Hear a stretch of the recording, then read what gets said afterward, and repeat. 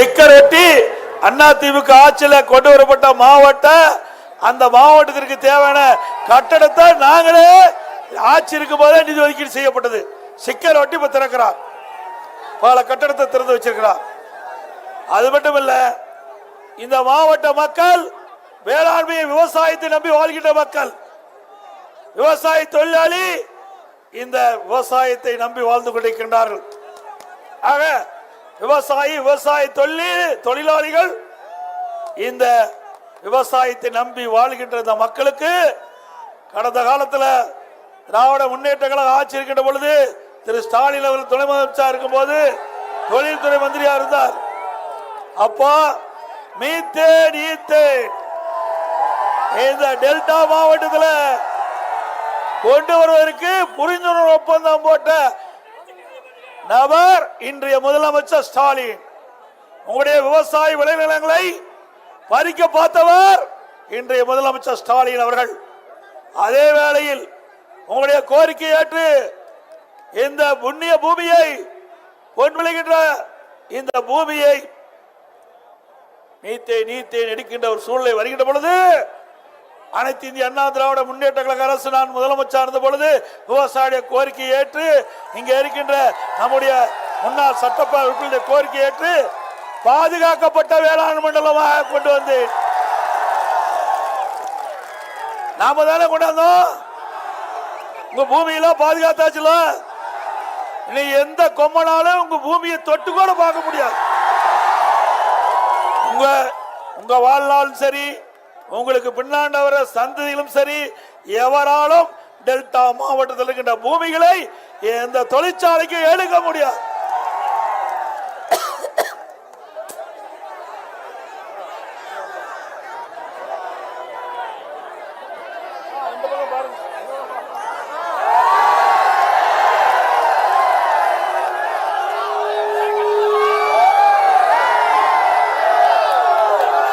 அதே போல 50 ஆண்டு காலம் போராடி வந்தோம். ஒவ்வொரு வருஷம் போராடி தான் கர்நாடகத்திலிருந்து காவிரிக்கு தண்ணீர் பெற்று வந்தோம்.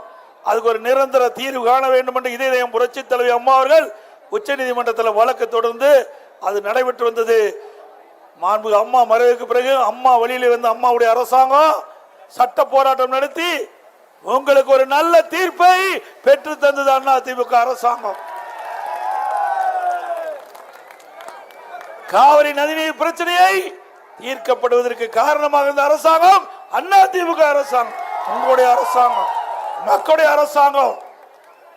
ஆக இந்த மக்களுக்கு தேவையான தண்ணீரை கொடுத்ததும் அண்ணா திமுக ஆட்சி, இந்த மக்களுடைய பூமியை பாதுகாத்ததும் அண்ணா திமுக ஆட்சி.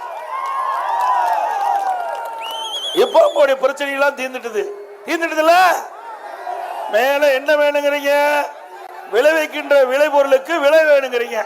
அண்ணா திமுக வச்சா அது கிடைக்கும். திமுக ஆட்சியில விவசாயிகள் உற்பத்தி செய்யப்பட்ட நல்ல நேரடி நெல் கொள்முதலுக்கு கொண்டு சென்று விற்பனை செய்ய முடியல. ஆன்லைன்ல போடுங்கிறாங்க. ஆன்லைன்ல போட்டு அந்த உற்பத்தி செய்யப்பட்ட நெல்லை எல்லாம் நேரடி நெல் கொள்முதலுக்கு கொண்டு சென்றா உடனடியாக அதை கொள்முதல் செய்தல திறந்த வெளியில் அடுக்கி வைக்கிறாங்க. மழை வெள்ளத்துல நனைந்து நெல்மணி எல்லாம் முளைக்குது. விவசாயிகள் பெரும் நஷ்டத்துக்கு உள்ளாகிறாங்க. அண்ணா திமுக ஆட்சி இருக்கின்ற வரை உடனுக்குடன் விவசாயியுடைய நெல்லை கொள்முதல் செய்து அவருடைய வங்கியில பணம் செலுத்தப்பட்ட அரசாங்கம் அண்ணா திமுக. உங்களுடைய ஆட்சியில் அப்படியா இருக்குது? விவசாயி எல்லாம் பார்த்து மனு கொடுத்தாங்க. ஒரு மூட்டை அந்த விவசாயிகள் நேரடி கொள்முதல் நிலையத்தில் கொடுக்கணும் 60 ரூபாய் லஞ்சம் கொடுக்கணும். இதை யாருகிட்ட போனோம்? ரத்தத்தை வியர்வையாக சிந்தி உழைக்கின்ற விவசாயியுடைய பணத்தை சுரண்டுகின்ற அரசு தேவையா? எவ்வளவு கஷ்டப்பட்டு இரவுகள் பாராம ஒரு குழந்தையை வளர்த்துற மாதிரி நெற்பயிர்களை வளைத்து அறுவடை அறுத்து அந்த நெல்மணிகளாம் மூட்டை பிடிச்சி விற்பனை செய்ய கொண்டு போனா அரசாங்க நெல் கொள்முதலத்தில் ஒரு மூட்டைக்கு 60 ரூபாய் லஞ்சம் கேட்கிறாங்க. ஆக இந்த அரசு தேவையா? விவசாயிடம் கொள்ளையடிக்கின்ற அரசு தேவையா? உழைப்பாளியை உறிஞ்சுகின்ற அரசு தேவையா? எவ்வளவு கஷ்டம். இரவென்றும் பகலென்றும் பாராம வெயிலையும் மழையும் நனைந்து அந்த கஷ்டப்பட்டு பாடுபட்டு இந்த நெல்லை உற்பத்தி பண்ணா இடையில லஞ்சம் வாங்குற அரசு தேவையா? அது மட்டுமல்ல, இன்றைக்கு டெல்டா மாவட்டம்னா திமுக கோட்டையாம். திரு ஸ்டாலின் அவர்களே, அந்த கோட்டையெல்லாம் நொறுங்கி போச்சு. ஒரு முறை மக்கள் ஏமாந்துட்டாங்க, இனி ஏமாற மாட்டாங்க. மக்கள் விழித்துக் கொண்டார்கள், இனி பிழைத்துக் கொள்வார் என்று முடிவு செஞ்சுட்டாங்க. நீ எந்த வித நடிப்பு நடிச்சாலும் இந்த நடிப்பு எடுபடாது. திரு ஸ்டாலின் அவர்களே, நீங்க பல அவதாரம் எடுத்து பார்த்துட்ட, ஒன்னும் நாட்டு மக்கள்கிட்ட எடுபடல. சிந்திச்சு பாருங்க. தினந்தோறும் ஒரு திட்டத்தை அறிவிப்பார், ஒரு பேரை வச்சிருவார், அழகா போஸ் கொடுப்பார் தொலைக்காட்சிக்கு, அந்த படம் டிவியில் வரும், அதோட முடிஞ்சு போச்சு. இது மாதிரி இவர் முதலமைச்சரான பிறகு 52 திட்டத்தை அறிவிச்சு 62 குழு போட்டிருக்கார். அந்த குழு என்னாச்சு? ஒண்ணு இல்ல. எப்படி மக்களை ஏமாற்றுறாங்கன்னு பாருங்க. அது மட்டும் இல்ல, திராவிட முன்னேற்ற கழக தேர்தல் அறிக்கையில 525 அறிவிப்புகள் வெளியிட்டீங்க. இதுவரை 10% அறிவிப்புகள் கூட நிறைவேற்றப்படல. நிறைவேற்றாங்களா?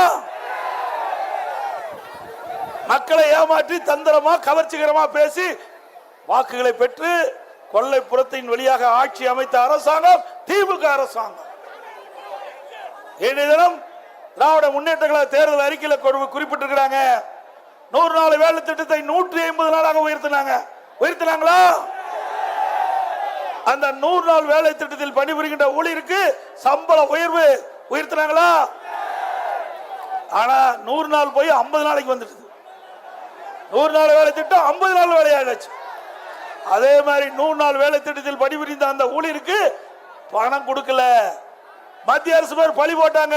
மத்திய அமைச்சரை சந்தித்து தமிழ்நாட்டுக்கு 100 நாள் வேலை திட்டத்தில் பணிபுரிந்த ஊழியர்களுக்கு பண நிலுவையில் இருக்குது, உடனே விடுவீங்கன்னு சொன்னேன். அப்ப மத்திய அமைச்சர் சொன்னாரு, நாங்க பலமுறை மாநில அரசுகிட்ட கணக்கு கேட்டேன், புள்ளி விவரமா கணக்கு கொடுங்க, அதுக்கு உண்டான நிதி கொடுக்கணும். ஆனா அதெல்லாம் புள்ளி விவரம் கொடுக்க மறுக்கிறார்கள் என்று என்னிடத்தில் சொன்னார்கள். உடனடியாக அவரை கேட்டுக்கொண்டேன், தயவு செய்து அல்கூர்ந்து ஏழை மக்கள் தினந்தோறும் வேலைக்கு சென்றால் தான் அவருடைய அடுப்பு எரியும். அப்படிப்பட்ட அடித்தளத்தில் இருக்கின்ற மக்கள் தான் 100 நாள் வேலை திட்டத்தில் இன்றைக்கு பணிபுரிந்து கொண்டிருக்கிறார்கள். ஆகவே அதையெல்லாம் நீங்க பொருட்படுத்தாம நீங்க முதற்கட்டமாக ஒரு நிதியை விடுவீங்கள் என்று சொன்ன உடனே 2999 கோடி இந்த 100 நாள் வேலை திட்டத்தில் பணிபுரிந்த ஊழியர்களுக்கு சம்பளம் வழங்கப்பட்டது. அது மட்டுமல்ல, இன்றைக்கு இளைஞர்கள் மாணவர்கள் கல்வி கடன் ரத்து பண்ணாரா? மாதந்தோறும் சிலிண்டருக்கு 100 ரூபாய் மானியம் கொடுக்கிறார், கொடுத்தாரா? பெட்ரோல் டீசல் குறைக்கிறாரு, பெட்ரோலுக்கு மட்டும் 3 ரூபாய் குறைச்சிட்டு டீசலுக்கு 4 ரூபாய் குறைக்கவே இல்லை. இது வரைக்கும் குறைச்சு